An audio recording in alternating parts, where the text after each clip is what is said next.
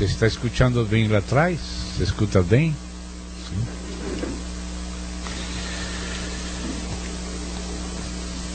Vamos a orar, a dar graças ao Senhor que nos reuniu em seu nome e debaixo das suas asas. Vamos a orar juntos, a encomendar a Ele e que Ele possa nos falar. Querido Padre, no precioso nome do Senhor Jesus Cristo, estamos infinitamente agradecidos, Senhor, porque o Senhor, na sua grande bondade, nos tem reunido pelo seu precioso amor. Senhor, não há nada em nós mesmos que motive o amor do Senhor. É seu próprio amor que nos amou primeiro, estando-nos mortos em delitos e em pecados, não tendo nada amável em nós mesmos. Senhor, esse amor decidido valentemente tem nos alcançado, Senhor. O Senhor nos fez, ainda sabendo tudo que viria, Senhor, e o custo que te custaria no coração o ter feito o homem, mas nos amaste com amor eterno, Senhor. Enviaste teu Filho a pagar em união contigo esse imenso preço que só tu e Ele conhecem bem no Espírito. Te damos graças, Senhor, por esse grande amor. Estamos agradecidos de ter sido chamados pelo nome de nosso Deus, e seu nome se invocou sobre nós. Senhor, recebe nossa gratidão, nossa adoração, nossa alegria. Toda nossa esperança está no Senhor. De coração te recebemos, de coração esperamos em Ti, de coração queremos que o Senhor possa fazer conosco o que só o próprio Senhor é capaz de fazer. Toma-nos nas Tuas mãos, Senhor, e faz conosco como bem Te apraz. Senhor, que Teu Santo Espírito abra nossos olhos, fortaleça nosso espírito, todo nosso ser seja iluminado, seja fortalecido e renovado em Ti, e sejamos conquistados por Teu amor, pela Tua natureza, por Teu Espírito, Senhor, que possamos Te conhecer em Espírito. Abre nossos olhos a Ti, abençoa a Tua palavra que Tu inspiraste, ajuda-nos a apreciá-la, a lê-la com todo cuidado, com todo carinho, com todo assombro, com todo aprecio, Senhor. Oramos por todos os irmãos, oramos por todos Teus filhos e filhas em cada um destes lugares, desta formosa região. A obra que o Senhor está fazendo de amor, Tua obra de amor, nos resgatando e nos transformando e nos unindo a Ti. Senhor, em Cristo Jesus, desejamos estar aos Teus pés com simplicidade e com olhos abertos. Só o Senhor pode tornar esta reunião em algo espiritual que te complaça e que também nos edifique. Não temos os olhos em nós mesmos, mas temos confiança e gratidão em Ti, por Cristo Jesus. Amém e amém. Em nome do Senhor Jesus. Amados, nestes dias aqui na região, temos procurado esperar em cada lugar que seja o próprio Senhor quem coloque a carga da palavra dele para compartilhar, não assuntos dos quais nós possamos falar alguma coisa que esse não é nosso interesse. Nosso interesse é realmente estar abertos ao próprio Senhor e nos contentar com aquele que Ele coloca em nossos corações, e isso, comer junto com Ele. Tanto com os santos em São Pedro de Aldeia e também em Macaé, nos sentimos inclinados a tratar alguns pontos de um ênfase mais escatológico, quizá pelas perguntas de alguns irmãos e alguma expectativa, e quizá pela carga de fazer menção de algumas coisas e chamar a atenção aos assuntos presentes, para não estar distraídos e estar atentos e juntos pesquisando a mão de Deus na atualidade. Mas hoje aqui em Búzios vamos estar mais bem, enquanto ao tema, associando-nos em seguimento com aquilo que começamos a tratar com os santos em Saquarema. Em Saquarema estivemos vendo alguns assuntos sobre o depósito do Senhor, sobre a fé completa e referencial e sobre o mistério de Deus a se cumprir. Hoje poderíamos estar como dando uma continuidade em alguns, e especialmente em um aspecto que é importante, é totalmente cristológico e cristocêntrico. E especialmente também, às vezes, esses assuntos inicialmente poderiam parecer que não tem nada a ver com os outros, que quizá não tenha nada a ver com nossos tempos e necessidades, mas depois vamos nos dar conta como se são assuntos muito pertinentes, especialmente nestes tempos também de atualidade, tempos que poderíamos chamar na vera do Armagedão. E sempre, se há de haver e haverá um Armagedão, é por causa de um conflito interno de paradigmas e também um conflito de naturezas, como nosso Deus e Pai falou no início para a serpente. Foram palavras para o próprio diabo, que estão registradas lá em Gênesis, naquele versículo chamado de proto-evangelho, onde depois que o diabo faz algumas coisas com o ser humano, o diabo levou ao ser humano a total deslealdade e inutilidade diante de Deus. E Deus, que não dorme, que não pode ser nunca surpreendido pelo diabo, que sabia tudo isto de antemão, ele permitiu mesmo que o diabo fizesse o que fez do homem. O Senhor não foi surpreendido, ao contrário, de maneira muito propositada. O Senhor permitiu que acontecesse uma queda, e que essa queda nos afetasse na natureza, que ficássemos vendidos ao poder do pecado.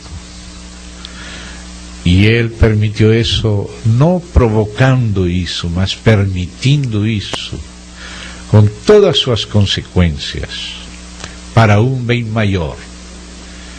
E eu penso que aquilo que ele falou, num contexto histórico, nos tempos de Moisés, para Faraó, não só estava falando para o próprio Faraó, senão como em outras ocasiões, nas conjunturas, ele podia falar para o rei de Tiro, mas sabendo que detrás do rei de Tiro estava aquele querubim caído.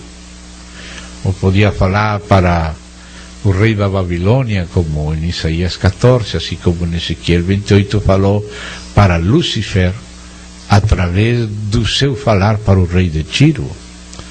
Assim também falou de novo para Lúcifer ou Satanás, falando para o rei da Babilônia, para Lucero. E tanto Babilônia como Egito e outros desses grandes impérios eram canais para a expressão daqueles principados aliados com Satanás. Assim também penso que Faraó de Egito era como uma dessas primeiras cabeças do dragão, por uma parte no aspecto espiritual e da besta, aquela besta que tinha 7 cabeças, se corresponde com aquele dragão com 7 cabeças também, aquele príncipe de Pérsia, aquele príncipe de Grécia, que eram principados demoníacos, cabeças de impérios naturais. Eles se expressavam através desse tipo de império natural na Terra. Então creio que no caso como foi de Pérsia e de Grécia, ou da Babilônia, como citamos em Isaías 14, e até do próprio Tiro, muito mais o caso dessa primeira império, essa primeira cabeça, tanto espiritual como império natural do Egito. Então o que o Senhor acho que falou para o faraó do Egito, ele falou para aquele que está detrás dele, aquele que é o chefe detrás do assunto. Vamos dizer, o autor não só intelectual, sino espiritual, maligno, que expressou uma natureza rebelde contra Deus, enganando o homem acerca de Deus, com muito ódio, com muita inveja, mentira e calúnia. Mas o Senhor disse para Faraó, e portanto para tudo o que está detrás de Faraó, para o íntimo de Faraó: para isto mesmo que tenho levantado, para mostrar em ti o meu poder, e que meu nome seja anunciado em toda a terra. Ou seja, que Deus permitiu que Faraó se levantasse, se fizesse responsável do que se fez responsável e merecesse a mão de Deus, desse ocasião para que a mão de Deus seja conhecida. E se isso foi o caso com o Faraó, quanto mais com o próprio Satanás. Então o Senhor permitiu uma grande rebelião de criaturas muito poderosas, a quienes Ele mesmo deu muito poder, e deixou que as nações inteiras de seres humanos fossem enganados. Mas o Senhor permitiu isso para abrir seu coração e ser conhecido, e seu poder, sabedoria, seu ser e sua natureza sobre esse pano de fundo da rebelião do inimigo fosse conhecido, o próprio Senhor. Para isto te tenho levantado, para isto de permisso que chegasses a ser o que foste, para mostrar em ti o meu poder. O Senhor é poderoso para salvar, o Senhor é poderosa luz para alumiar nas trevas, por mais profundas que estas sejam. Ele permitiu profundas trevas, profundas loucuras, profundos enganos, mas tudo isto serve para mostrar ao próprio Senhor a grandeza do Senhor. O Senhor se enfrentaria com isto que pareceria invencível, mas é só invencível para os que estão enganados, para os que não conhecem o verdadeiro e único Senhor e Deus, que é nosso Pai, o Pai de nosso Senhor Jesus Cristo. Então, Deus permitiu todo o mal nos céus, na terra e debaixo da terra, para mostrar também seu bem, sua salvação, sua capacidade de ajudar os fracos, de ter misericórdia, mostrar a sua misericórdia, sua salvação e também a sua justiça, e também seu juízo, e também sua justa ira e seu poder. E nisso estamos, na medida que a história, tanto do mundo invisível como do mundo que nós chamamos visível, para Deus os dois são visíveis. Bom, é uma história onde Deus está sendo conhecido, o mistério de Deus se cumprindo, Ele se revelando, e sabemos que o mistério de Deus, aquele através de quem Deus se revela como Ele é seu próprio Filho Jesus Cristo. Então, quando vamos começar a considerar aqueles aspectos dentro dessa totalidade, não podemos deixar de ser cristocêntricos, nunca. Não podemos deixar de ser trinitários, nunca. Então, eu penso que devemos ir vendo como o Senhor foi se revelando pouco a pouco e enfrentando os assuntos, e ir conhecendo o Senhor na medida da sua revelação e dispensação. Certamente que temos que chegar a um ponto final e a um ponto atual também, e até é possível que tenhamos que chegar primeiro a um ponto atual para poder chegar ao ponto final. Mas devemos fazer isso seguindo todo o caminho desde o princípio. Na primeira noite que nos saludamos nesta ocasião, também em São Pedro da Aldeia, fizemos menção de um verso que hoje vou lembrar. Esse verso, não vou tratar o mesmo assunto, mas sim relacionado, e se é necessário de novo lembrar um verso que vocês podem encontrar comigo em Miqueias. Vamos a lembrar aquela expressão que o Espírito deu por Miqueias, porque foi Deus que falou por Miqueias numa passagem eminentemente cristológica, no capítulo 5.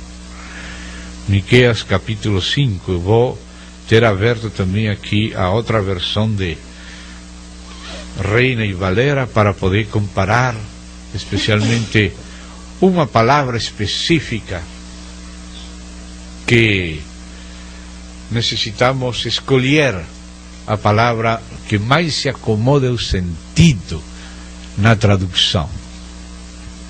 Então, vou ler capítulo 5 de Miqueias, os 3 primeiros versos, e vou ler o contexto dos 3 versos, mostrando que todo é um aspecto cristológico, fala de Cristo, distintos aspectos de Cristo, e vendo todos eles, vamos escolher um deles que para hoje vai ser de especial significado no que vamos ir tratando. Capítulo 5, verso 1 até 3. Agora, ajunta-te em tropas, ó filha de tropas. Depois vou comparar traduções.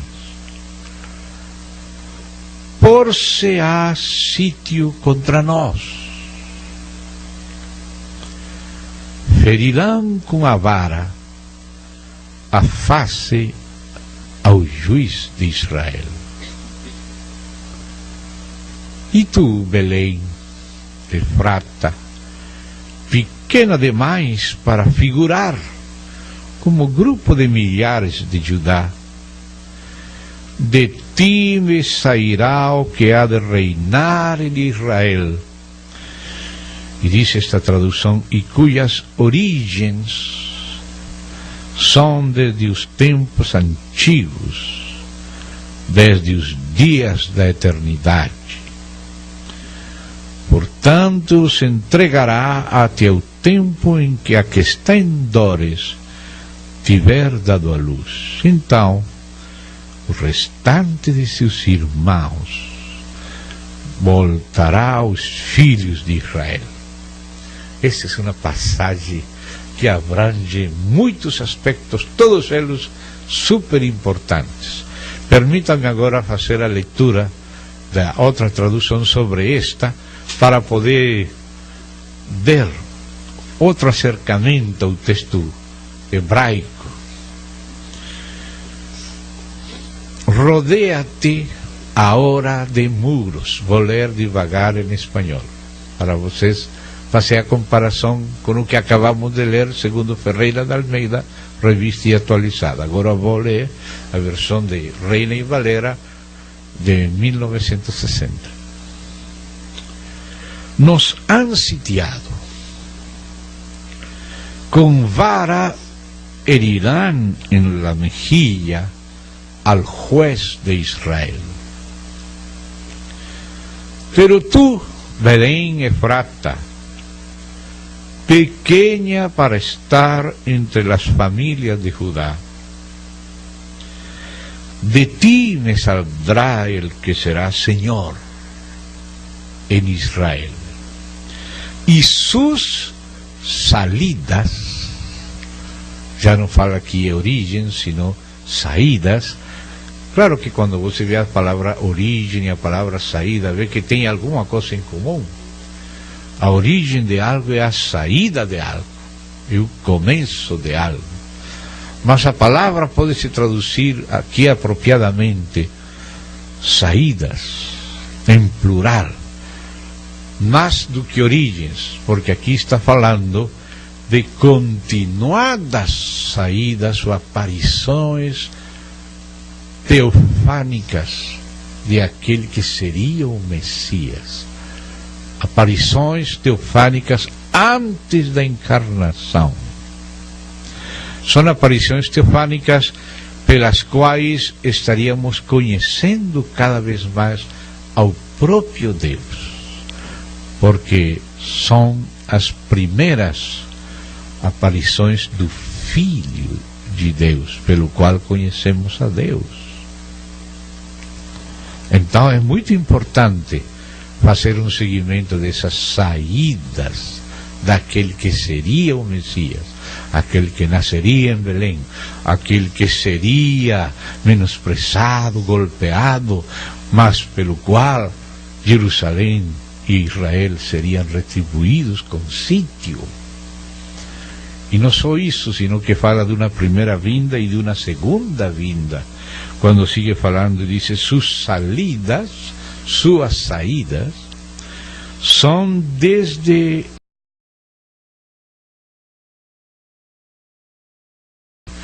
a palavra olam, que é uma palavra hebraica, às vezes, em certo contexto, especialmente relativo a Deus, tem que se traduzir eternidade. Mas em outros contextos é obrigatório traduzir antiguidade e princípio, ainda que esse não é o tema agora. E logo diz, verso 3: pero o mais os deixará. A versão anterior falou os entregará, aqui diz os deixará até ou hasta el tiempo, o sea que el que nace en Belén y es herido resucita y asciende y los deja por un tiempo, os deixará, os entregará, dice outra tradução, é depois da primeira vinda de Cristo. Ele sobe até a direita do Pai, mas fala até, hasta el tiempo em que dê a luz la que há de dar a luz, até o tempo em que tiver dado a luz a que tem que dar a luz. A mulher tem que dar a luz. Tanto Israel tem que receber o Messias. Não me vereis, os entregará, os deixará, não me vereis até que digais, bendito aquele que vem em nome do Senhor. Israel tem que dar a luz, Israel tem que reconhecer e receber a Jesus como o Messias. Jesus falou: se não credes que eu sou, em vossos pecados morrereis. Mas há uma promessa, que eles o veriam no final. Quando os filhos de Jacó, irmãos de José, se encontraram com José, não sabiam que era José, não sabiam que era seu irmão, que Deus estava usando para salvar a eles. E José só estava esperando que aparecesse o último deles, que era Benjamim, e já ficou com esse sentimento que não podia mais se esconder quando viu a Benjamim, que representa esse último remanescente de Israel. Já quando viu a seu irmão Benjamim, já não podia mais se ocultar. As 5 porções de Benjamim já falavam o coração que tinha José. E aí foi quando começou a chorar e falou: eu sou José, vosso irmão. E aí se revelou a eles. E isso mesmo vai fazer o Senhor Jesus.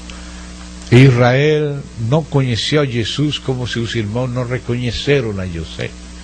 Mas José sim reconheceu seus irmãos. E estava muito interessado, de maneira muito especial, em seu irmão Benjamim, que representa esse último remanescente.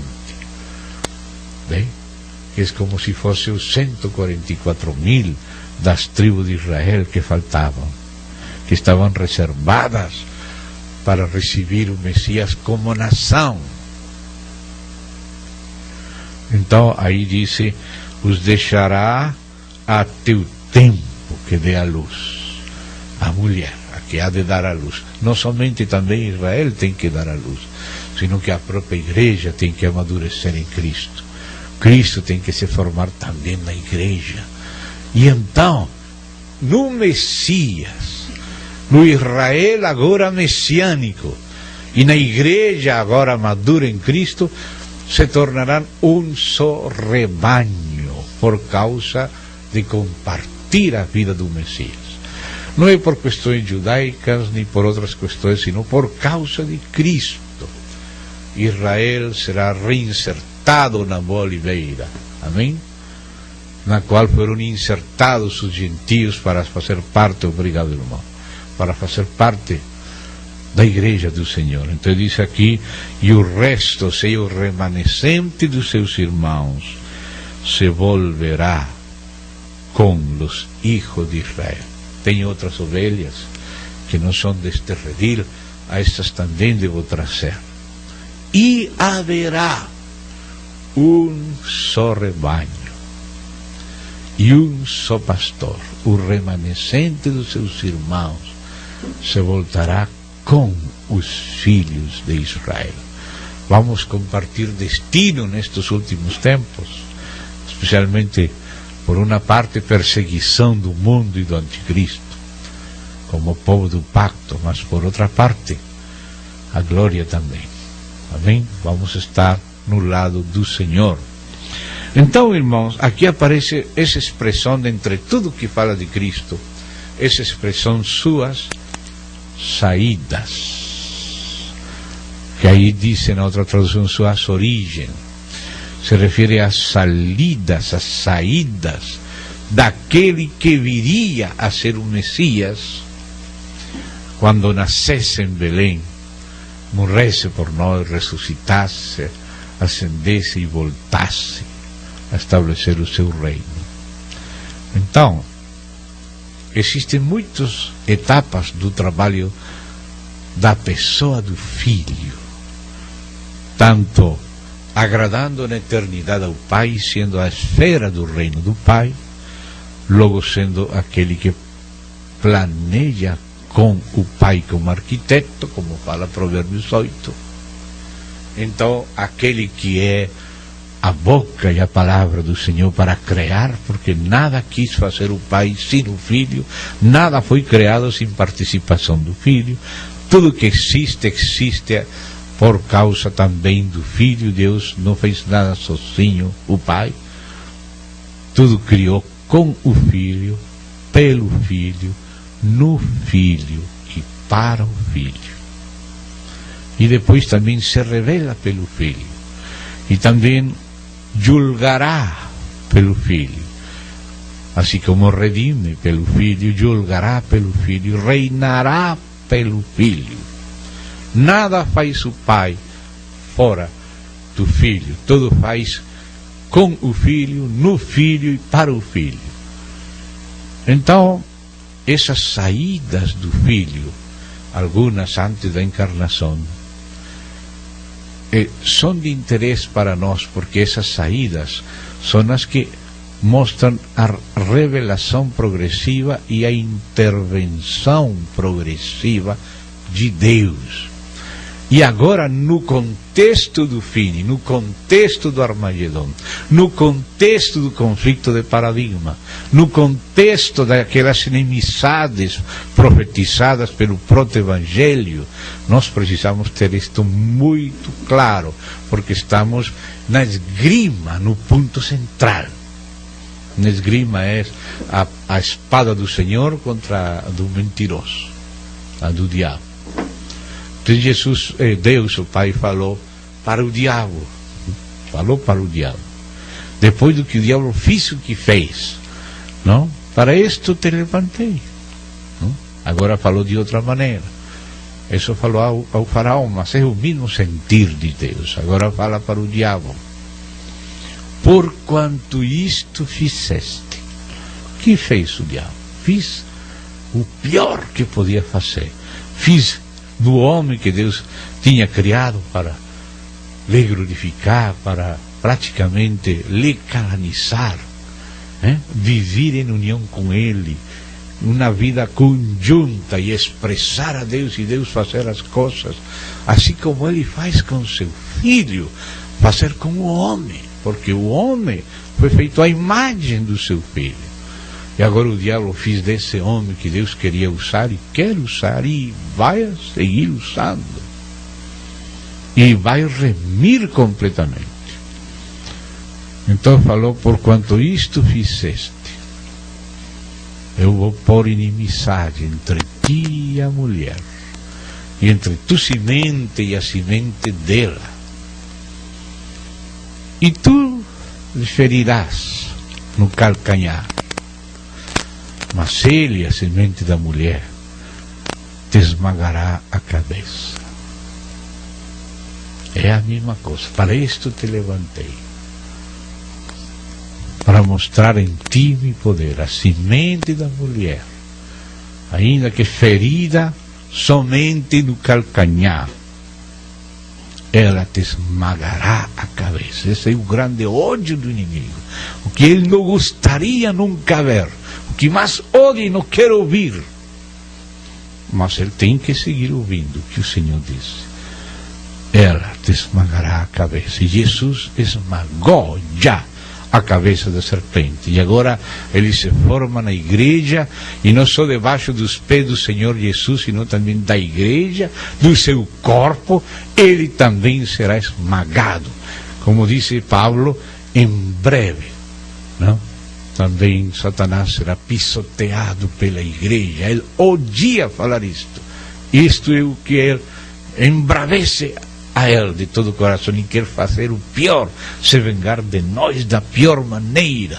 Se não confiássemos no Senhor, Ele nos mataria, faria o pior que passa pelo coração dele. Mas o Senhor falou: para isso te levantei, para mostrar em ti meu poder. E disse que ainda dos meninos o Senhor fundará a fortaleza, quando os meninos louvam ao Senhor e confiam no único que é verdadeiramente grande, que é verdadeiro, que é nosso Deus. Aí está nossa segurança, não em nossa presunção, não em nada que nós somos, sino em Deus. Em Deus, em que na igreja, pela misericórdia do Senhor e pela fé do próprio Senhor, a igreja também crê. Então, amados, aqui temos que começar a ver algo importante. Tudo isto até aqui era para poder fazer um necessário preâmbulo que seria compreendido no contexto da visão geral.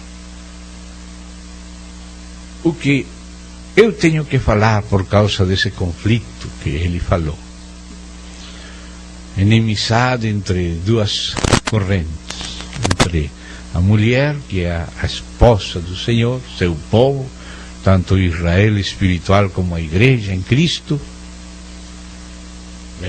e em Cristo seja nascimento como o corpo daquele semente da mulher, nascido da mulher, sino homem, que é Cristo, que esmagaria e esmagou a cabeça da serpente, e agora isso, pelo Espírito, se está formando e reproduzindo na igreja, e nós devemos saber que esse é o nosso destino e confiar exclusivamente no Senhor. Amém?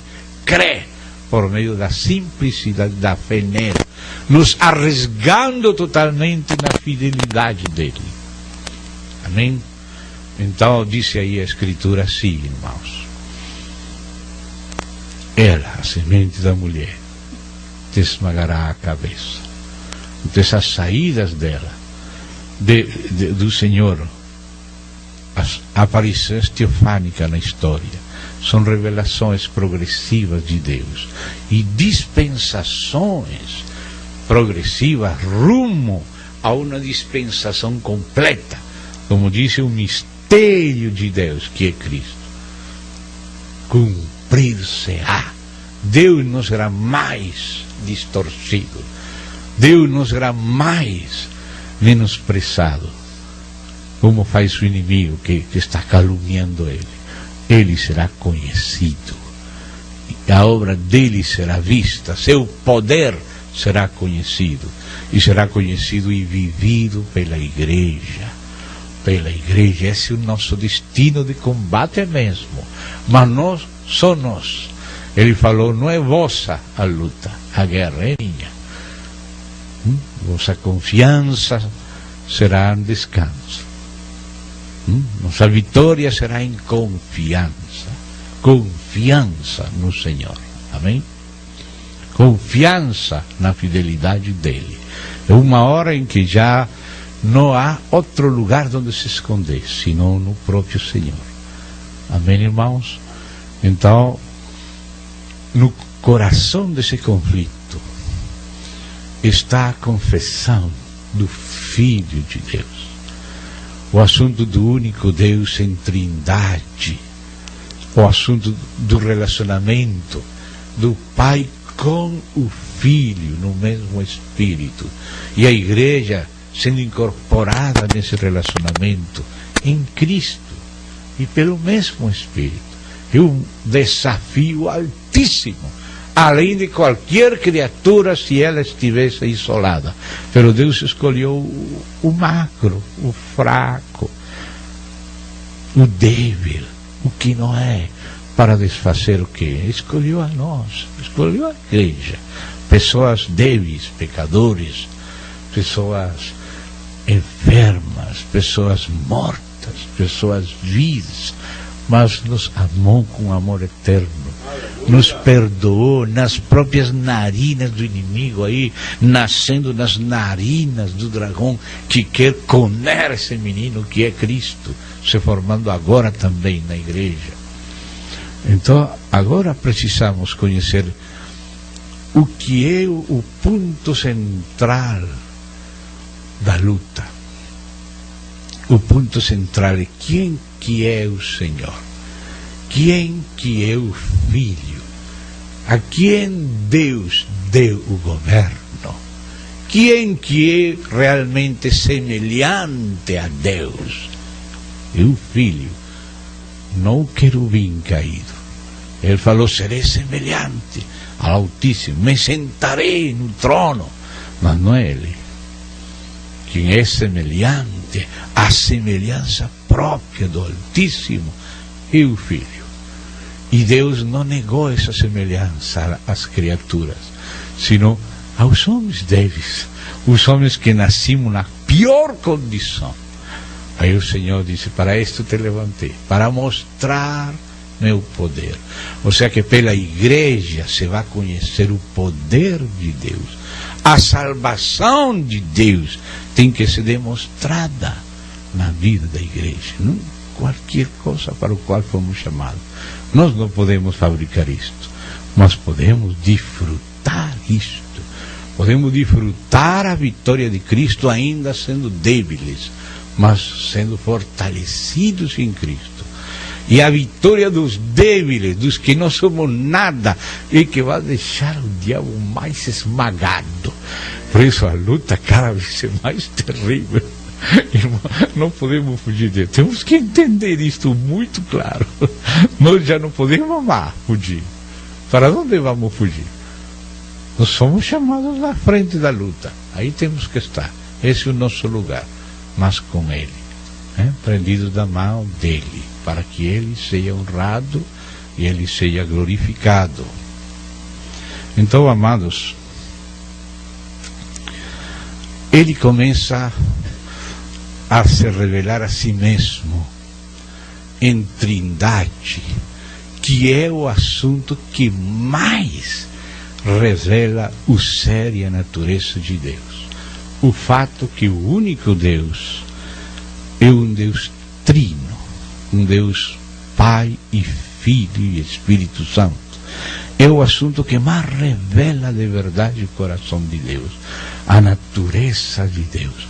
O que o Senhor tem de excelente comparado com outro que pretende ser Deus, que pretende roubar a adoração de Deus.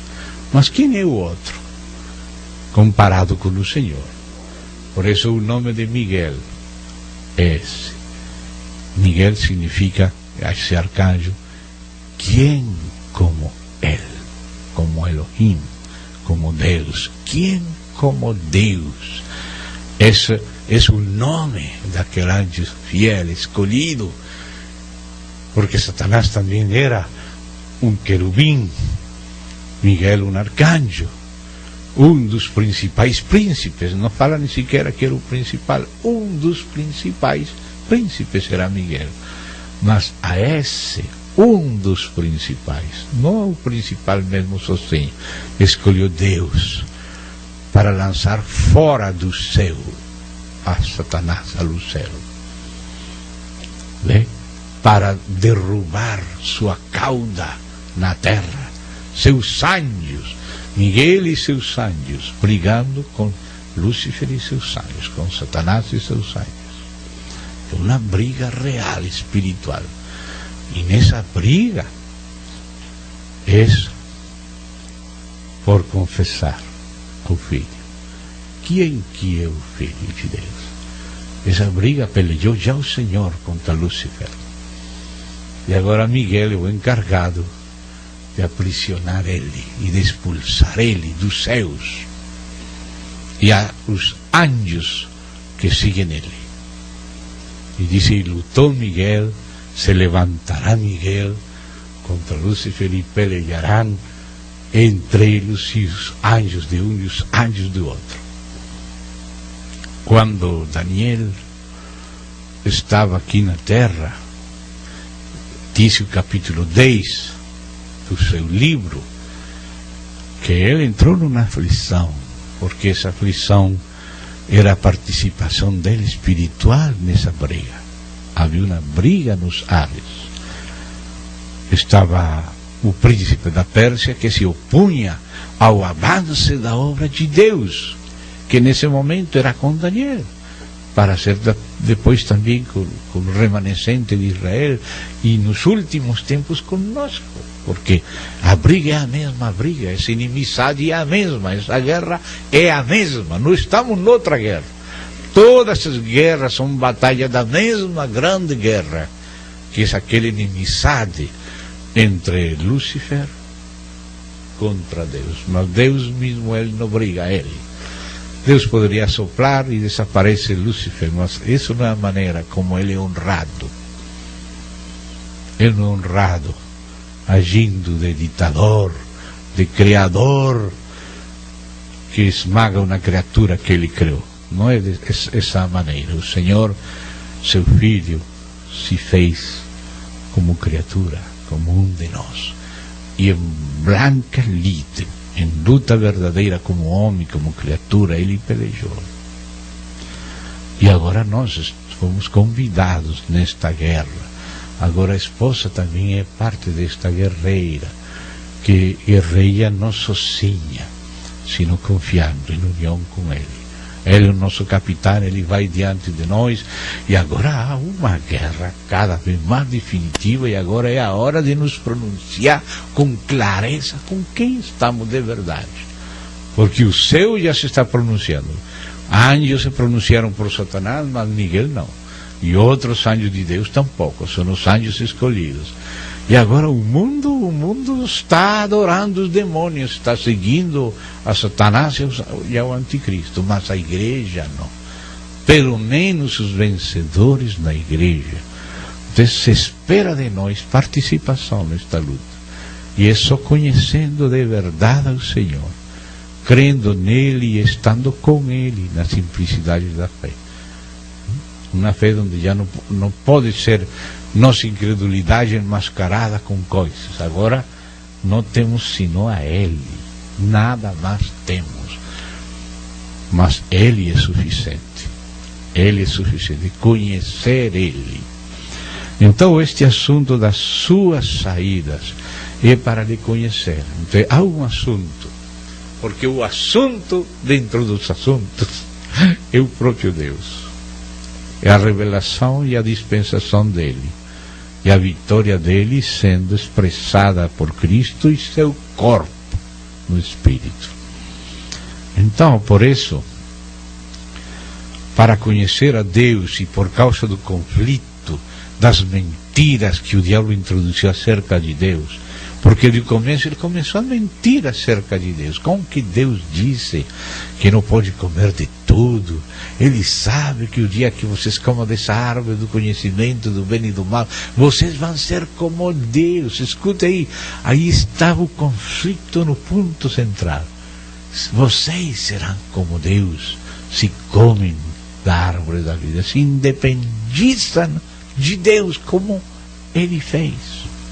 É isso que Ele quer, que o homem decida viver separado de Deus. E tudo que Ele faz em nossa vida é para nos separar dEle. Sabe que separados dEle estamos mais que perdidos. Mas em união com Ele, é impossível estar perdidos, porque Ele é Salvador e Ele é fiel. E se nós cremos e confiamos nele, honraremos Ele com o próprio socorro dele. Amém? Então, amados, aí vem esse combate, e esse combate começou já no Antigo Testamento. No Antigo Testamento está a profecia, está a tipologia, está o avanço, está nos primeiros, digamos, signos desse combate e de revelação de Deus e de dispensação de Deus. É uma revelação e uma dispensação de Deus no meio do combate, uma edificação no meio de uma guerra. As duas coisas acontecem. A edificação de Deus é a sua revelação e sua dispensação. Essa é a única verdadeira edificação. Revelação dele e dispensação dele. E isso se efetua, se comprova, isso se comprova no meio de uma guerra verdadeira.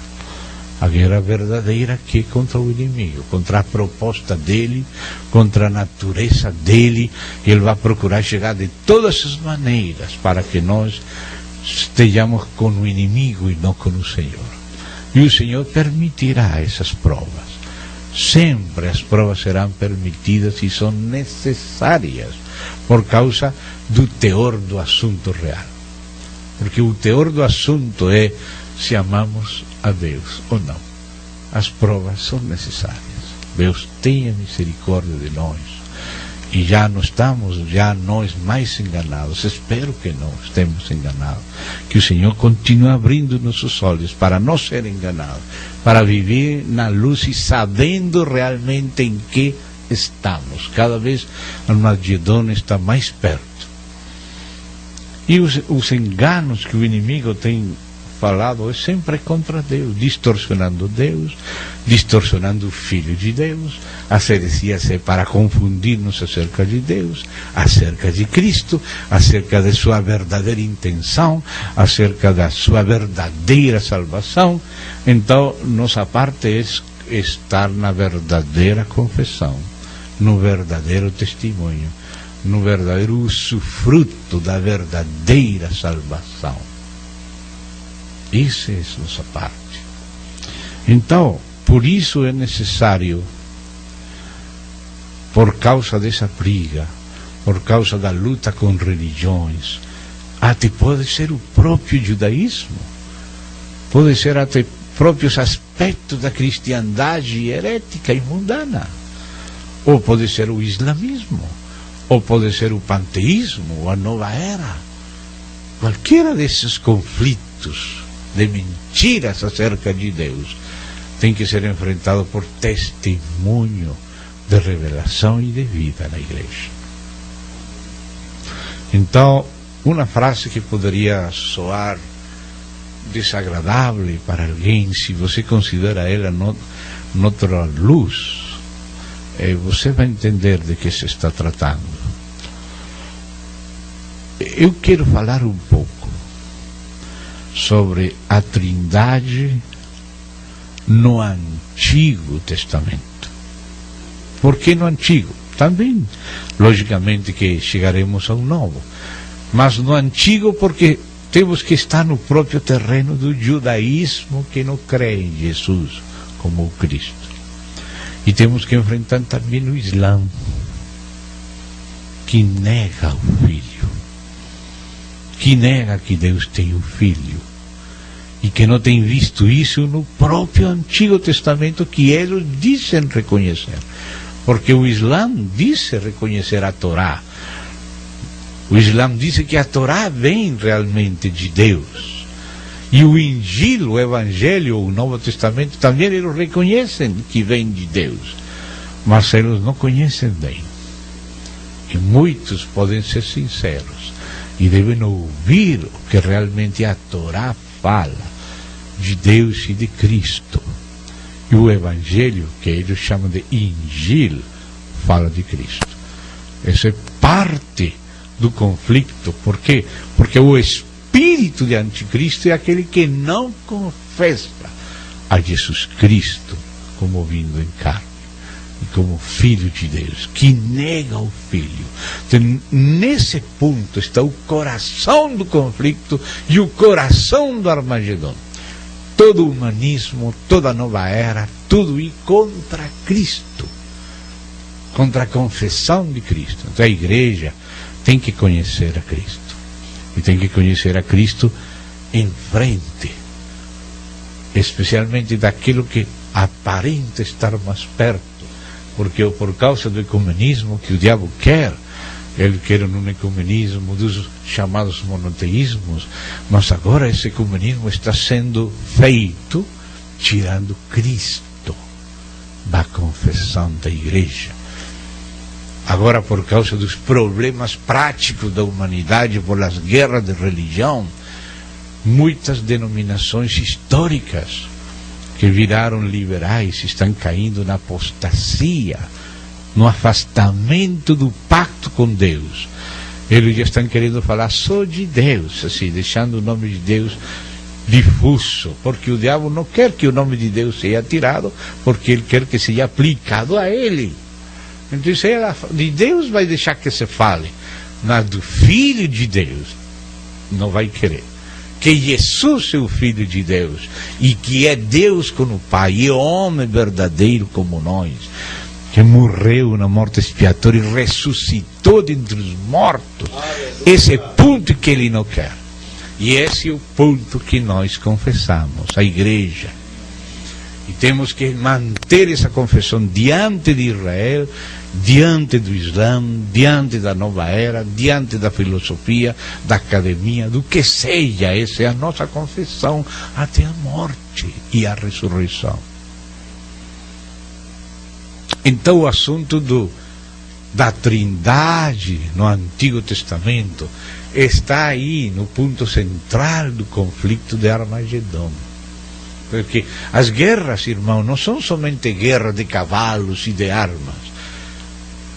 Isso é só a expressão mais externa da guerra. É a parte corporativa, física, digo, corporal nesse sentido de corporal. Mas qual é a visão? Qual é o entendimento?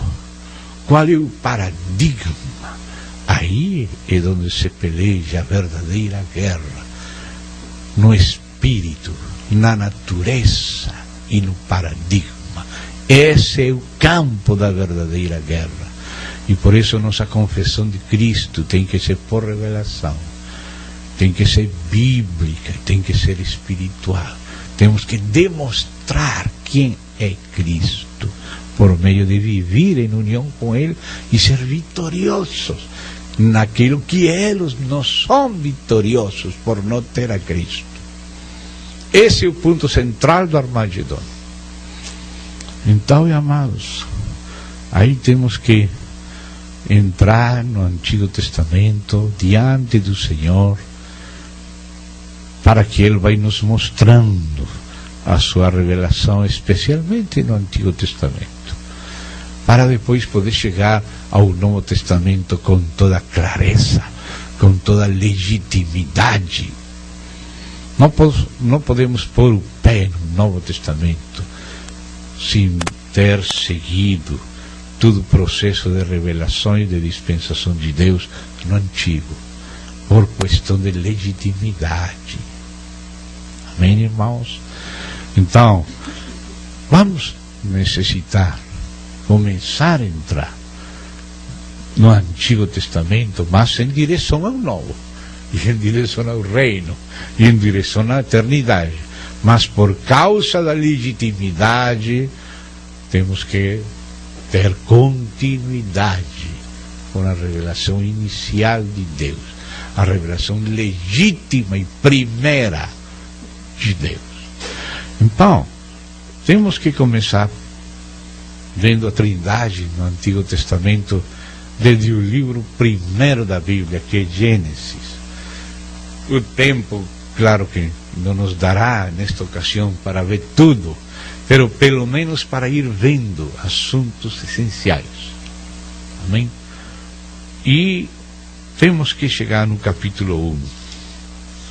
Irmãos, vocês possivelmente até reiriam se contássemos para os irmãos que levamos meses com os irmãos em Teusaquillo sem poder sair de Gênesis 1:26.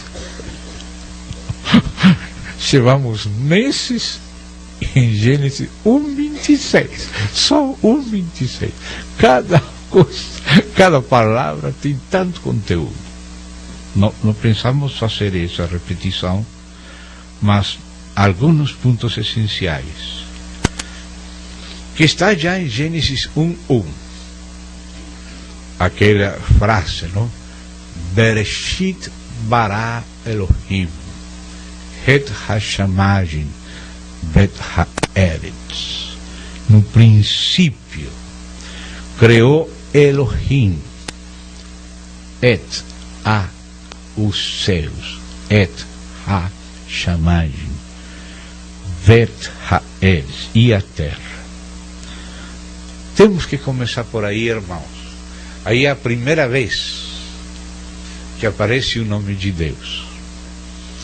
E neste primeiro Toledot, ou primeira relação, porque Gênesis tem vários Toledot ou relações. O primeiro é este, que começa no verso 1 do capítulo 1 e vai até o capítulo 4, parte A.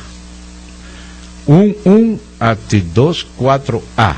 Isso é o espaço do primeiro Toledo, da primeira relação, chamada relação dos céus e da terra.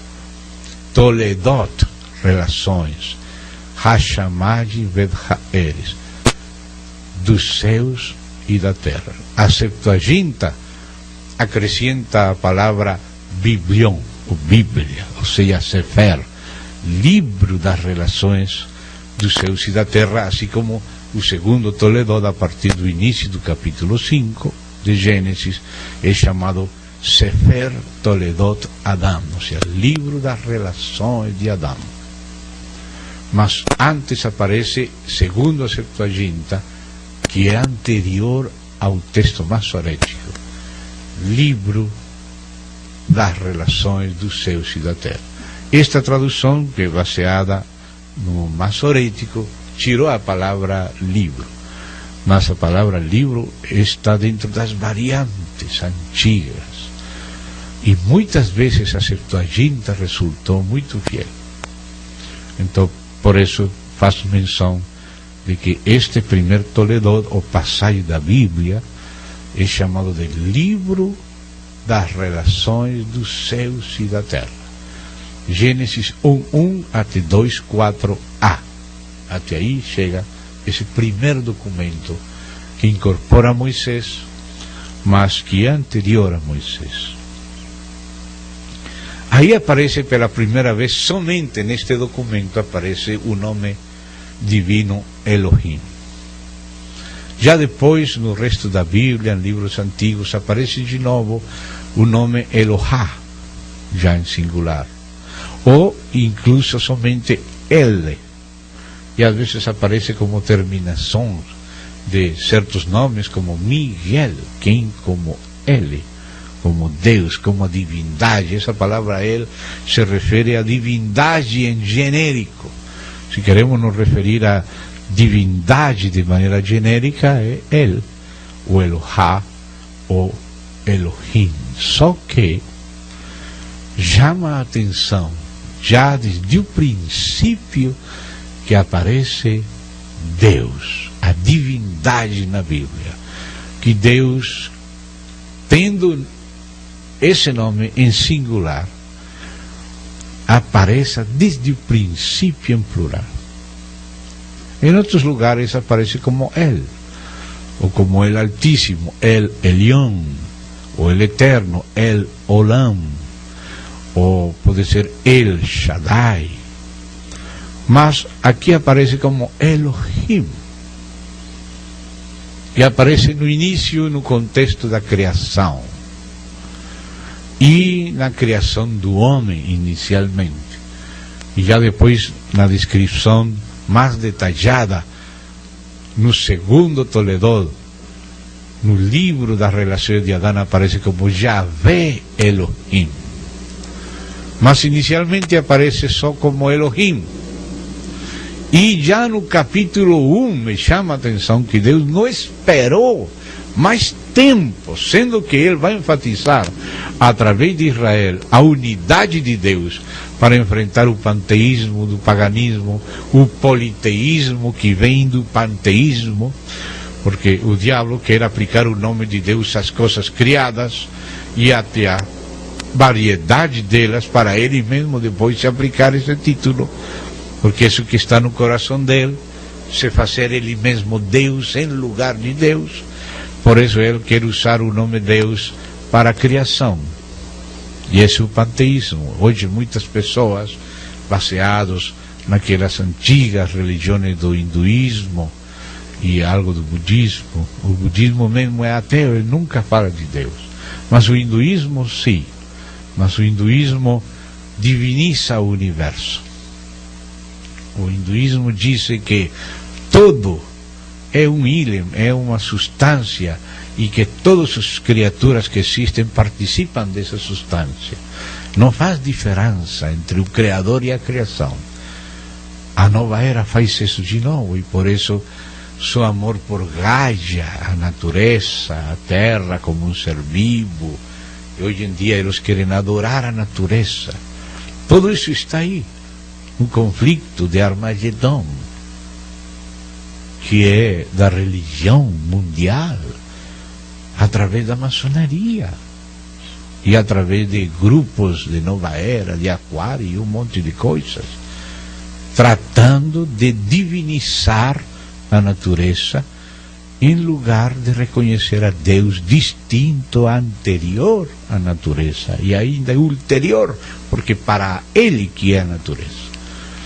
Mas o inimigo quer falar da natureza como Deus, da natureza do cosmos, como se fosse Deus. Tudo isso é parte do conflito. A cosmologia é um capítulo da palavra de Deus, e aí há um conflito, mas o conflito não começa com a cosmologia e com a natureza, começa com o próprio Deus, começa com a natureza e a essência de Deus, e começa com o assunto da pessoa de Deus. Então são coisas que parecem teológicas, mas são o meolho, o centro do conflito, quando você percebe com clareza. E aqui Deus já começa falando em plural de si mesmo, porque vocês já conhecem, a maioria creio que conhece, que a terminação im no hebraico é a terminação masculino plural. E aqui Deus começa a falar em plural. A primeira vez que se faz menção de Deus, já se faz menção usando o plural, sendo que outro nome poderia ter aparecido na Bíblia, porque aparece em outros lugares vários dos nomes de Deus, alguns em singular, mas alguns aparecem em plural. E algumas vezes Deus fala em plural. E ainda, sendo que Deus está usando a Moisés e Israel e antes deles os patriarcas, como Abraão, como Isaac e Jacó, para mostrar que Ele é o único Deus e um Deus único, ainda assim, Ele não deixou de confessar pluralidade em seu nome, Elohim, e falar em plural: façamos o homem a nossa imagem, conforme a nossa semelhança. Então aí já empezamos a ver desde o capítulo 1, verso 1, na primeira menção de Deus, a um Deus único que é trino. Não vamos duvidar da unidade de Deus. Nosso conflito não é com a unidade de Deus. Nós somos monoteístas. O trinitarianismo não é a mesma coisa que triteísmo. Triteísmo são 3 deuses. Nós não temos 3 deuses. Nós temos um só Deus. A essência divina é uma, a natureza divina é uma, o ser divino é um, Deus é um só Deus. O cristianismo bíblico é monoteísta, e esse tem que ser nosso ênfase diante das calúnias dos que não têm ouvido com cuidado, e não conhecem o cristianismo e querem falar sem ouvir. É o diabo que faz isso. O cristianismo é um monoteísmo, e o trinitarianismo da Bíblia é um monoteísmo, não é um triteísmo. Nós falamos de 3 deuses, falamos de um só Deus que é Pai, Filho e Espírito Santo, e são 3 pessoas que conformam um só Deus, porque sua natureza é amor.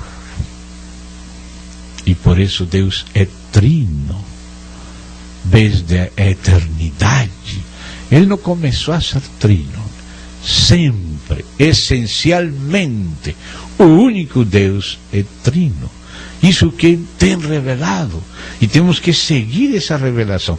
Essa revelação não é um invento da igreja, como alguns querem falar hoje, e que a Trindade é um invento de Constantino no século IV, e que a igreja se desviou do hebraico e entrou no grego. Não, irmãos. Por isso, no centro desse conflito, estamos vindo a Trindade no Antigo Testamento, no Antigo Pacto. no próprio livro deles, dos judeus, o livro clássico do monoteísmo, e até na confissão clássica do monoteísmo vamos saber o único Deus como sendo trino. E se a igreja disse isso, não é porque a igreja inventou alguma coisa, a igreja aprendeu de Deus, a igreja aprendeu do Espírito, a igreja aprendeu de Cristo, do próprio Yahvé, das Escrituras, incluso a própria Torá, e o resto do desenvolvimento dela, nos Neviim, nos Ketuvim, antes de chegar no Novo Testamento. A Trindade não é um invento de Constantino, não. Certamente a palavra Trindade, essa palavra sim foi acunhada por um irmão em Cristo antes de Constantino.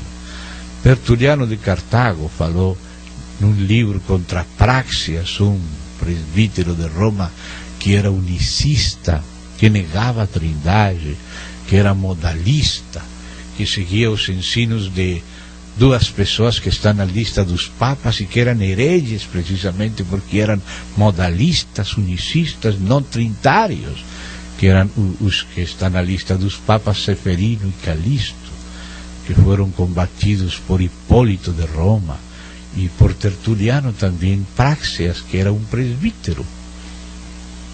E aí nesse livro contra Praxeas ele começa a explicar a divindade, mostrando pela Bíblia que há três pessoas distintas, mas um só Deus verdadeiro. Essa é a fórmula clássica de Tertuliano nesse livro contra Praxeas, que o único Deus é um Deus único, mas três pessoas distintas, não distintas em essência nem em natureza, sino em pessoa. O único ser divino subsiste na pessoa do Pai, do Filho e do Espírito, e isso que precisamos ver no Antigo Testamento. Não é um invento da igreja. A igreja foi conduzida pelo Espírito e por Cristo e pelas próprias palavras de Deus no próprio Antigo Testamento a reconhecer um único Deus que é trino em pessoas. E isso, irmão, está no coração do conflito e do Armagedon. Isso. Uno não pensaria, mas é isso. É contra isso que os muçulmanos lutam. E isso que a igreja confessa. Isso, contra isso lutam também os agnósticos e os ateus, e até os judeus que não são messiânicos, e alguns que são messiânicos, mas que são unitários. Tem também entre eles muitas confusões. Então nós temos que entrar nisso, porque é necessário. Pertence ao coração da revelação e ao coração do conflito. Então, amados, aí aparece Elohim, em plural, terminação in.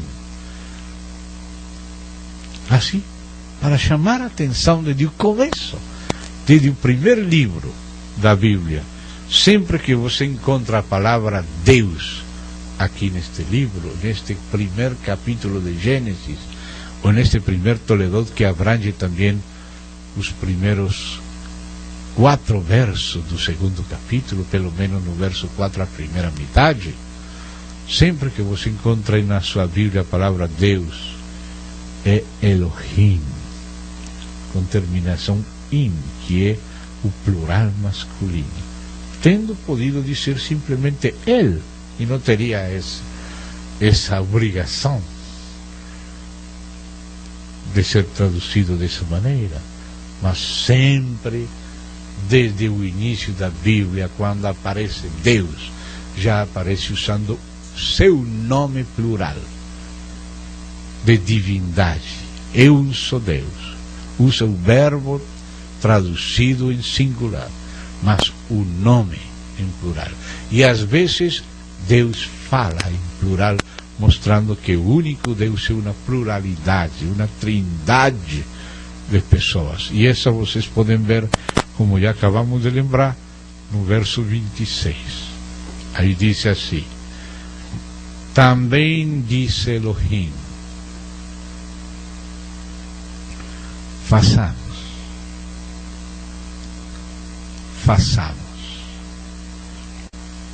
o homem a nossa, outra vez o plural, nossa imagem, conforme a nossa semelhança.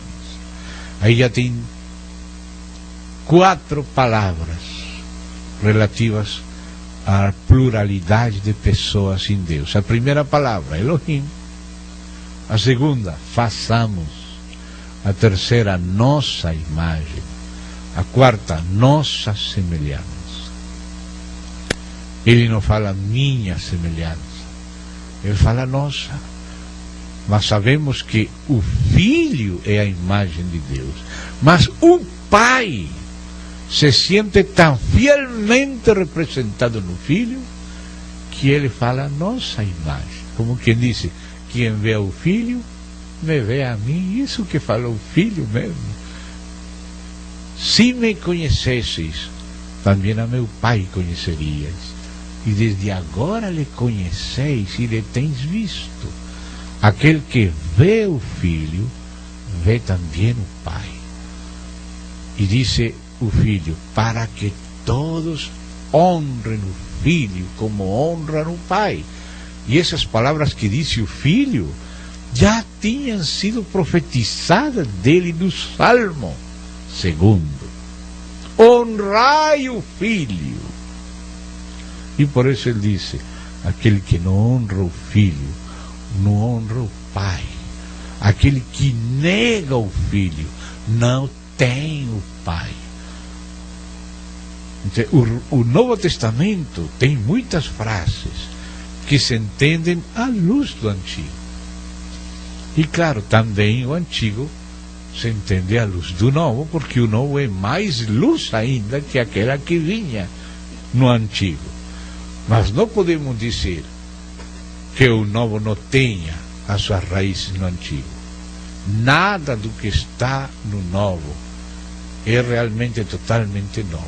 O próprio Paulo dizia, não dizendo nada do que Moisés e os profetas falaram que havia de acontecer. Paulo tinha certeza que não estava falando nada novo, porque toda a legitimidade de Paulo quando se apresentava na sinagoga dos judeus era mostrar pelas escrituras quem era o Filho. E, irmão, e isso precisa continuar realizando-se por toda a terra. O que hacían os apóstolos desde o princípio. Mostrar pelas escrituras quem é o Filho. Para isso veio o Espírito Santo, para glorificar o Filho. Se não temos claro o Filho, o inimigo entra. Ele entra. Então, amados, aí vocês já viram esse plural, façamos. Aí está a parte do Pai, aí está a parte do Filho, aí está a parte do Espírito Santo no fazer de Deus. E também aí está quando diz nossa imagem, a identificação do Pai com o testemunho do Filho. O Filho não fala por si mesmo, fala acerca do Pai. Ele veio nos mostrar o Pai. E também o Espírito Santo não fala por si mesmo. Ele fala em nome do Filho e em nome do Pai. E é o Espírito do Pai e do Filho. Nossa imagem, nossa semelhança. Desde aí já empieza a aparecer a Trindade. E não é a única vez que Deus fala em plural. Podemos ver aqui mesmo em Gênesis, por exemplo, no capítulo 6, vocês lembram o caso da corrupção. Aí vem o dilúvio, e depois do dilúvio, então vem o assunto da Torre de Babel, que agora está no capítulo 11. Perdão, não era no 6, sino no 11 que queria chegar.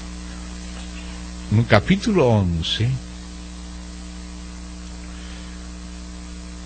desde o verso 5, vocês me permitem, por favor, de que eu acuda também a esta outra tradução, porque resulta que aqui às vezes o nome de Deus, na versão de Ferreira de Almeida, às vezes não respeita a palavra original, senão que muda por Senhor. Quando diz Yahvé, diz Senhor, às vezes diz Adonai ou El Shaddai, e muda na palavra. Então é bom poder manter a onomástica, ou seja, os nomes originais, para ver com que são associados.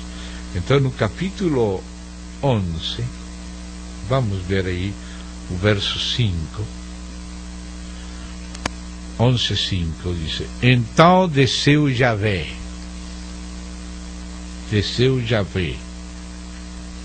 para ver a cidade e a torre que os filhos dos homens edificavam, e disse: eis que o povo é um, e todos têm a mesma linguagem.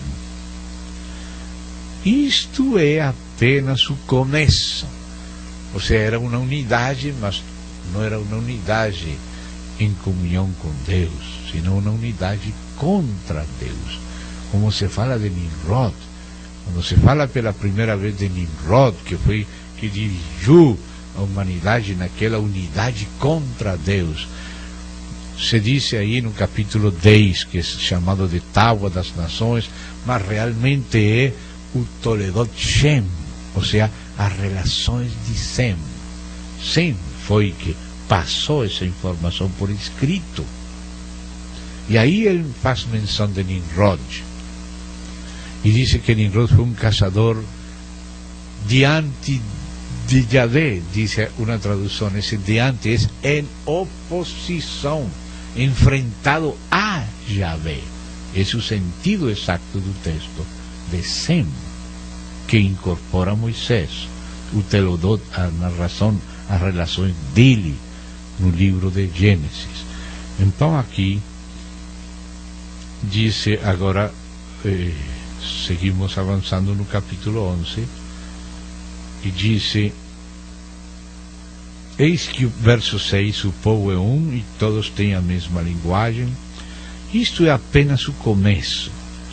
Agora não haverá restrição para tudo que intentam fazer. Note, Deus já como percebia uma unidade da humanidade sem Deus, que é exatamente o que vai fazendo o diabo, o mistério da iniquidade, para entregar o poder ao anticristo.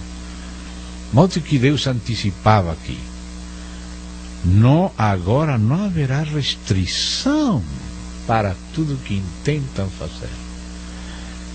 Então disse: vinde. A outra tradução disse aqui: agora, pois. Aqui foi traduzido vinde. Agora, pois, é a outra tradução. Desçamos e confundamos ali a sua linguagem, para que um não entenda a linguagem de outro. Assim os esparceu Yahvé desde aí sobre a face de toda a terra. Deixaram de edificar a cidade. Aqui diz: destarte o Senhor o dispersou daí pela superfície da terra, e cessaram de edificar a cidade. O verso 7 fala Deus em plural: desçamos e confundamos. E no verso 9 diz: porque ali confundiu Yahvé. Vê? Allí confundiu Yahvé a linguagem de toda a terra. E dali,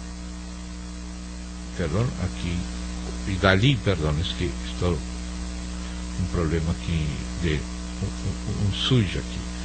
E dali os dispersou por toda a superfície dela. Ou seja, aqui de novo Deus fala em plural, diz: desçamos e confundamos. E depois diz: e Yahvé desceu ¿Ve? Confundió allí Yahvé. O sea, cuando fala Yahvé es o único Deus. Mas quando ele que confunde, mas ele falou desçamos e confundamos. Ou seja, que aí há a participação do Pai, do Filho e do Espírito em julgar a humanidade, separar ela, dispersar ela, e por isso dispersou ela através das linguagens. Para quê? Para aplicar um juízo a seu propósito de sedição. A sedição da humanidade era uma junta contra Yahvé, de parte do liderazgo de Nimrod. E a humanidade entrou nesse espírito de rebelião. E Deus julgou através da confusão. Através de Babel, manteve separadas as nações e obrigou a elas a se dispersar por toda a terra. Mas o que estou chamando a atenção agora no contexto é como Deus falou em plural aqui. Agora vamos ver outra passagem no Antigo Testamento, onde de novo Deus fala em plural. Vamos lá para o livro do profeta Isaías. Isaías, capítulo 6. É uma passagem que também o apóstolo João se referiu. Então vamos primeiro a ver o que o próprio Isaías escreve e logo vamos a ver a interpretação que no Novo Testamento faz desta passagem do Antigo, pelo Espírito Santo, o apóstolo João, que ouviu do Senhor lhe ensinar o que do Senhor falava a lei e os profetas e os demais escritos. Ou seja que possivelmente quando Jesus passou pelos Neviim, passou por Isaías e mostrou Isaías para os apóstolos naqueles 40 dias que ele ressuscitou, e pelas escrituras foi ele que ensinou o que as escrituras falavam de Cristo aos apóstolos. Portanto, o ensino dos apóstolos vem do próprio Espírito e do próprio Cristo e das escrituras. Então, por isso vamos também ler a João. Mas por enquanto leamos o próprio Isaías. Isaías capítulo 6. Vamos ver algumas palavras aqui, desde o verso 1. Prefiro, no momento, ler em Ferreira da Almeida para poder assim ter presente as duas. Capítulo 6 de Isaías. No ano da morte do rei Uzias, eu vi o Senhor assentado sobre um alto e sublime trono, e as abas de suas vestes enchiam o templo. Já chama a atenção que fala de suas vestes, ou seja que aqui já há uma imagem de Deus, um Deus que é invisível, se faz visível. Vi eu o Senhor, o invisível se fez visível, já é uma señal do Filho. Serafins estavam por cima dele, cada um tinha 6 asas, com 2 cobriu o rosto, com 2 cobriu seus pés e com 2 voava. E clamavam uns para os outros, dizendo: Santo, Santo, Santo, Yahvé Sabaoth, que é a palavra, o nome próprio, Yahvé, Jeová, Yahvé, Sabaoth, ou seja, dos exércitos. Aí aparece o nome. Toda a terra está cheia de sua glória. Então, aí aparece claramente o que tem sido chamado triságio. Triságio vem de 3 e ágios. Ágio quer dizer santo. 3 vezes santo. Quando se proclama ao Senhor 3 vezes santo, essa triple proclamação, santo, santo, santo. Esse é o trisagem. Por que os querubins não falaram simplesmente santo? Podiam ter falado milhões de vezes, mas sempre falavam de 3 em 3. Santo, santo, santo. Aí está o Pai, o Filho, o Espírito. Yahvé Sabaoth, sendo confessado 3 vezes santo. Milhões de vezes, mas cada vez eram dia 3. 3 vezes, 3 vezes, 3 vezes, não cessavam constantemente, mas não falavam só santo, sino santo, santo, santo, uma vez. Santo, santo, santo, outra vez. Santo, santo, santo, outra vez. Cada vez era 3 vezes. Aí já estamos vendo sinais de trindade também. Não só aí, já de que aparecem as vestes dele. Então disse: as bases do limiar se moveram à voz do que clamava, e a casa se encheu de fumaça. Então disse eu, ou seja, Isaías: ai de mim, estou perdido, porque sou homem de lábios impuros. Habito no meio de um povo de impuros lábios, e os meus olhos viram o Rei, Yahvé Sabaoth. Então um dos serafins voou para mim, trazendo na mão uma brasa viva que tirara do altar com uma tenaz. Com a brasa tocou a minha boca e disse: eis que ela tocou os teus lábios. A tua iniquidade foi tirada e perdoado o teu pecado. Um serafim não faria isto, deixar de louvar a Deus para fazer isto, se não fosse movido pelo próprio Deus. Foi Deus que movia este serafim a fazer isto. Mas agora escute o verso 8. Depois disto ouvi a voz do Senhor. Ou seja, é o próprio Deus que fala, que dizia, note como fala o Senhor: a quem enviarei? E quem há de ir por nós? Outra vez, em plural. Quem há de ir por nós? Senão é Deus que fala em plural. Isto não é um invento da igreja, nem de Constantino. Estamos no Antigo Testamento. Estamos em Gênesis 1, em Gênesis 11, agora estamos em Isaías, um profeta bem monoteísta, mas está confessando que quando ele ouviu a Deus falar, ele falou em plural, de novo.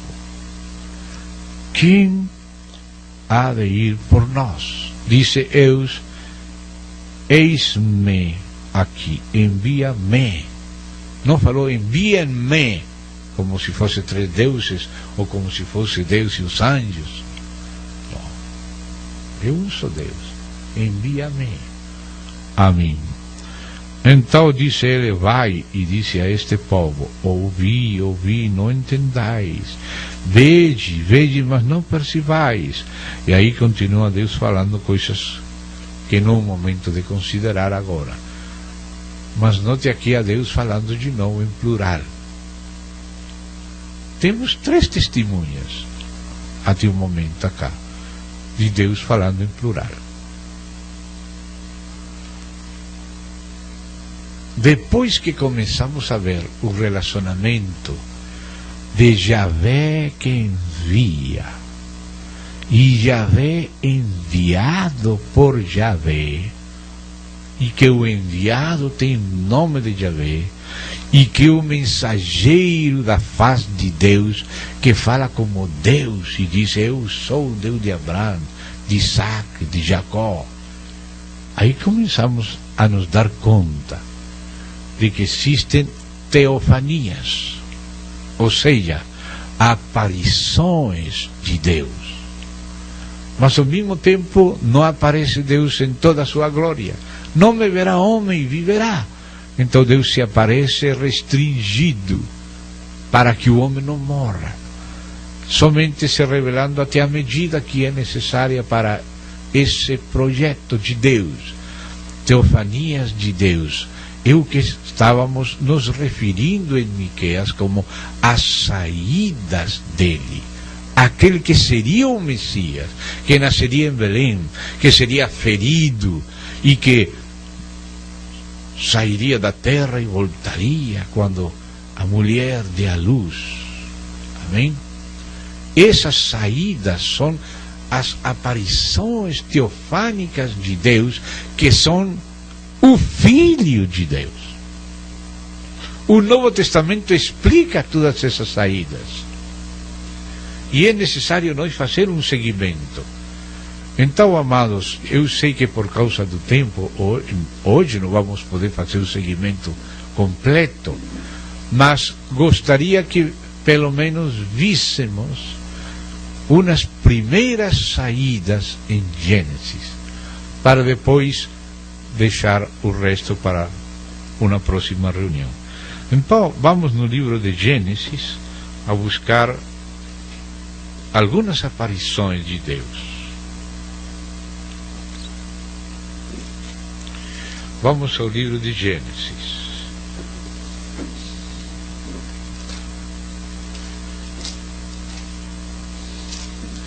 Vamos inicialmente ao capítulo 16 de Gênesis. Vamos por atenção. Se você encontra que uma dessas frases é digna de señalar, de sublinhar, por favor, sublinhe para que você possa meditar de novo nela e também possa compartilhar com outros. Lembre-se que a revelação de Deus é progressiva. Amém? Progressiva.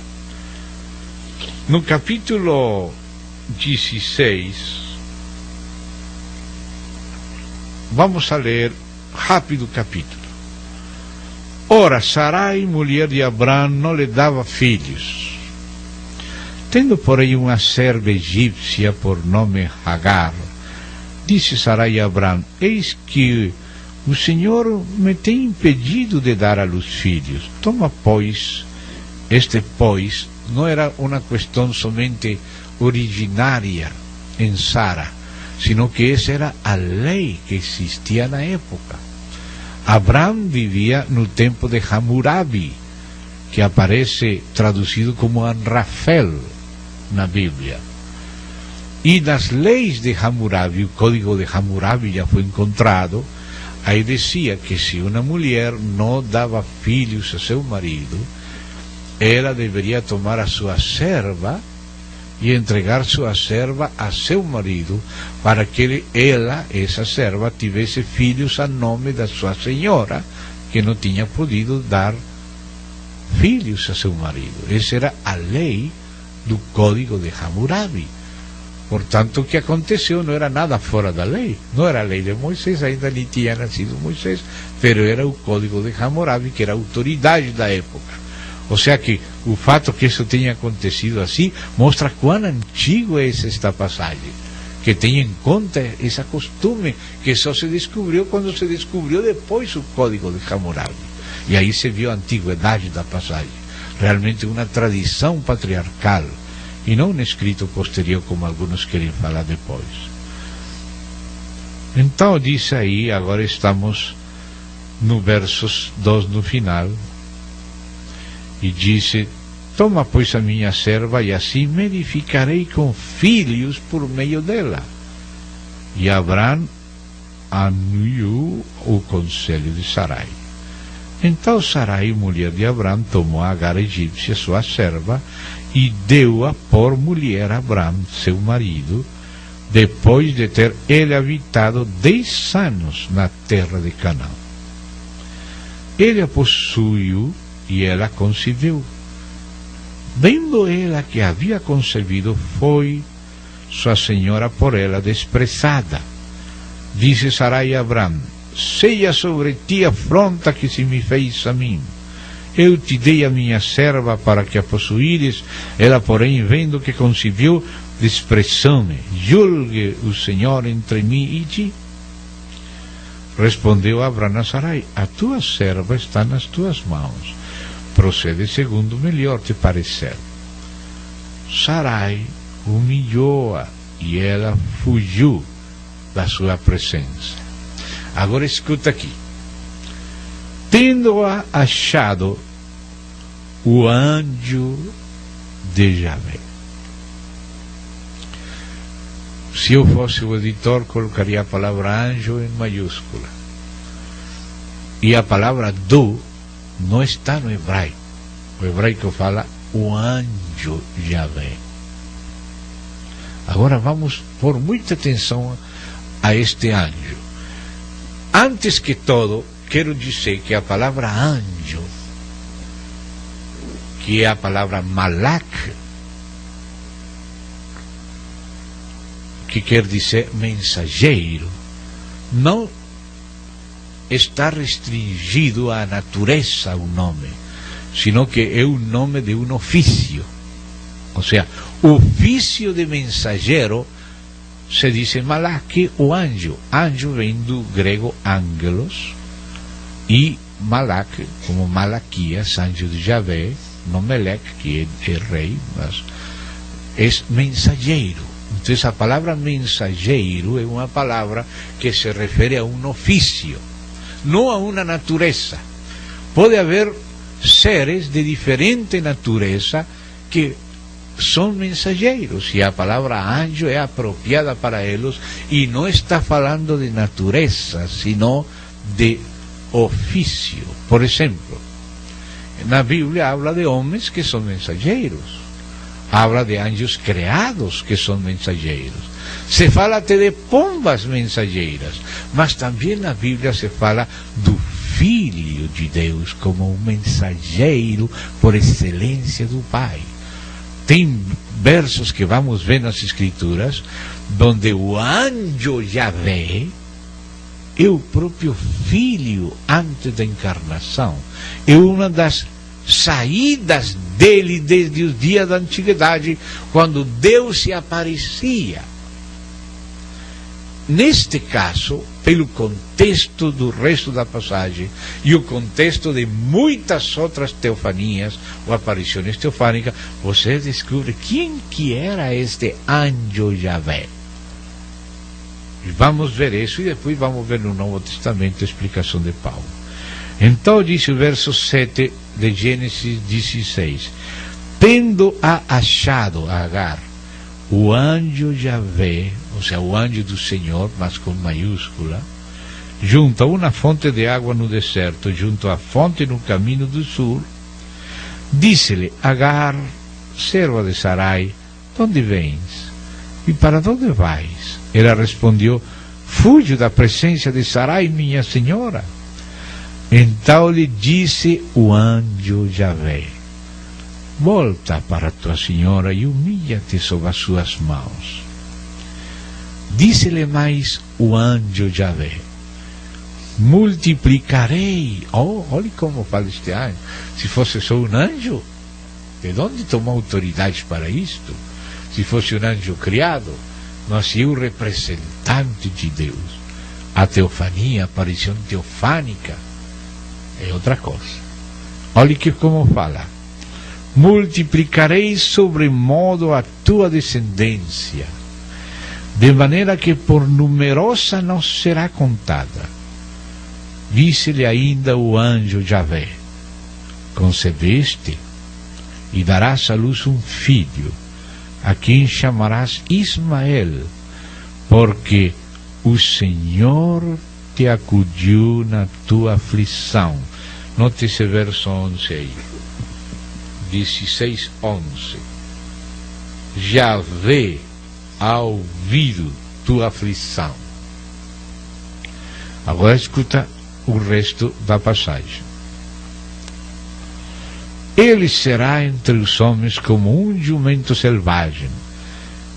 A sua mão será contra todos, e a mão de todos contra ele, e habitará fronteiro a todos os seus irmãos. Então, ela, verso 13, escute aí esse verso 13. Ela chamou o nome de Javé, que com ela falava. Estou comparando as duas traduções. Ela invocou o nome de Javé, que lhe falava. Pues, quem era este anjo do Senhor? Que aqui no hebraico diz anjo Javé. Diz, ela então invocou o nome de Javé, que lhe falava. Escute essa frase. Javé, que lhe falava. Tu és Deus que vê. Note que está falando Agar para este, se fosse um anjo com minúscula, como vai chamar a Deus? Deus a um anjo criado. Não se está falando o mensageiro do Pai, o anjo, o mensageiro da sua face, a aparição teofânica de Deus, que como Pai é invisível. Mas quando aparece, aparece através do Filho, antes da encarnação. Porque Filho não é a partir da encarnação. Isso que precisamos ir entendendo bem. E estas passagens nos vão ajudando. Então disse, ela invocou o nome de Javé, que lhe falava. Javé, que lhe falava. Tu és Deus que vê. Pois disse ela, não olhei eu neste lugar para aquele que me vê? Por isso aquele poço se chama Beer Lahai Roi, está entre Cádiz e Bered. Verso 14, aqui tem uma tradução. Chamou o poço, poço do vivente que me vê. Poço do vivente que me vê, aquele que me vê, que vive. E ela chamou a ele Javé. Tu és Deus que me vê, o vivente que me vê. Então, às vezes nós lemos muito rápido e claro, para não rebaixar ao Senhor a ser um anjo criado, esquecendo que a palavra anjo não se restringe à natureza, sino ao ofício. Então, por isso, às vezes não entendemos tudo o que implica esta passagem. E aqui já há uma revelação acerca de Ismael bem séria, não? Bem séria. Tem outras passagens também um pouco mais adelante que podemos hoje somente um pouquinho ver. Tem as aparições quando Deus aparece a Abraão, quando aparece também e fala com Isaac, e fala com Jacó, lá em Betel. Mas gostaria de me deter em uma especial, que é quando Deus peleja como um homem com Jacó em Peniel. Então vamos lá para aquela passagem de Peniel, que está com Jacó, capítulo 32, desde verso 22. 32, 22 de Gênesis. Capítulo 32, vamos ler verso 22 até 32. Capítulo 32, verso 22 até 32. Levantou-se naquela mesma noite, isso foi Jacó, tomou as suas duas mulheres, suas duas servas e seus 11 filhos, e transpôs o val de Jaboque. Tomou-os e fez passar o ribeiro, fez passar tudo o que lhe pertencia, ficando ele só. E lutava com ele um homem, olha isso, até o romper do dia. Vendo este que não podia com ele, tocou-lhe na articulação da coxa, dislocou-se a junta da coxa de Jacó na luta com o homem. Disse este, deixa-me ir, pois já rompeu o dia. respondeu Jacó: não te deixarei ir se me não abençoares. Que consciência misteriosa tinha este Jacó, que estava pedindo bênção de alguém que lutava com ele como homem, porque Deus se coloca em nosso nível para tratar conosco. Perguntou-lhe, pois, como te chamas? Ele respondeu: Jacó. Não é porque ele não saiba como se chama, senão porque vai mudar o nome dele. Então disse: já não te chamarás Jacó, e sim Israel, pois como príncipe lutaste com Deus e com os homens e prevaleceste. Com quem foi que lutou Jacó? Com Deus. Não entendia bem, alguma coisa entendia e outra não. Lutava por fora, mas lutava para ser abençoado por Deus. E agora este homem disse: lutaste com Deus e com os homens e prevaleciste.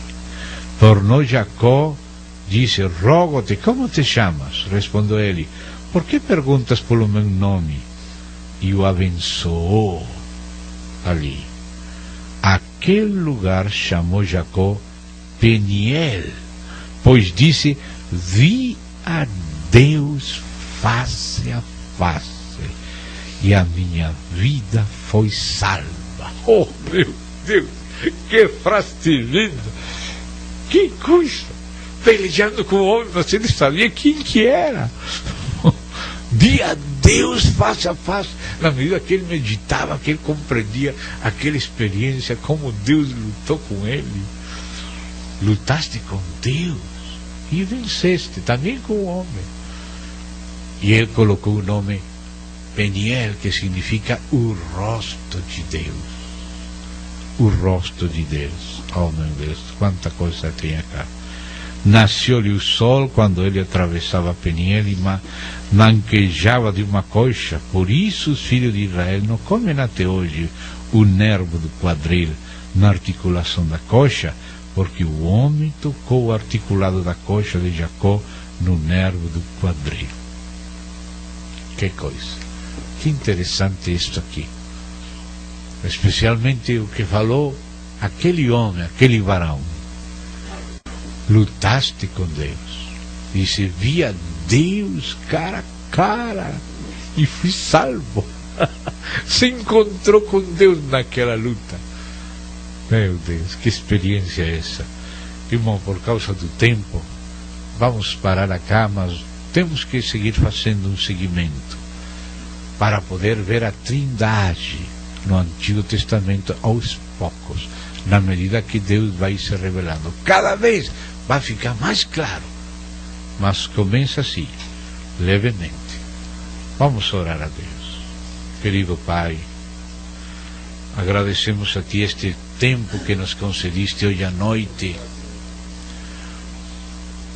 para ver a Tua palavra de sempre, a palavra que lia Moisés, que lia Teus servos, Teus profetas, Teu povo Israel, Teu Filho Jesus Cristo, Teus apóstolos.